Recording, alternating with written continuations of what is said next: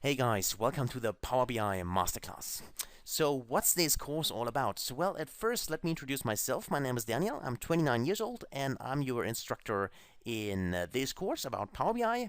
What is Power BI? Power BI is the answer many companies and certainly almost all companies actually are currently looking out for or will look out for in the future.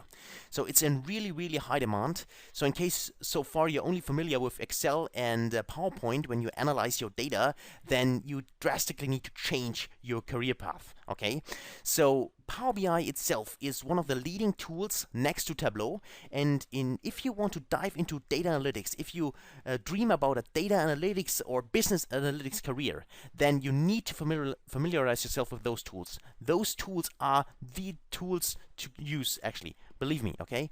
And in this course, you dive into one of the hottest, the best self-service business intelligence solutions, which is Power BI. And this course itself is actually the 7th complementary Microsoft Power BI Masterclass course. So there are 6 other parts of this series.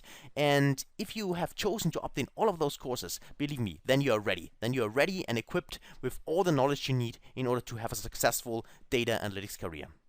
So in this specific masterclass, what you learn is you learn how to apply advanced DAX calculations to get really deep insights in your data.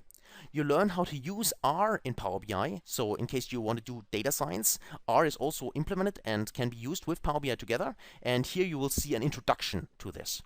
You will learn how you can set up your personal gateway. So think about data which is currently on-premise and not connected to the Power BI service, and you want to refresh your data, then you need to set up a gateway in order to be able to refresh on-premise data. Okay, and this is what you'll learn how to do this in this course as well.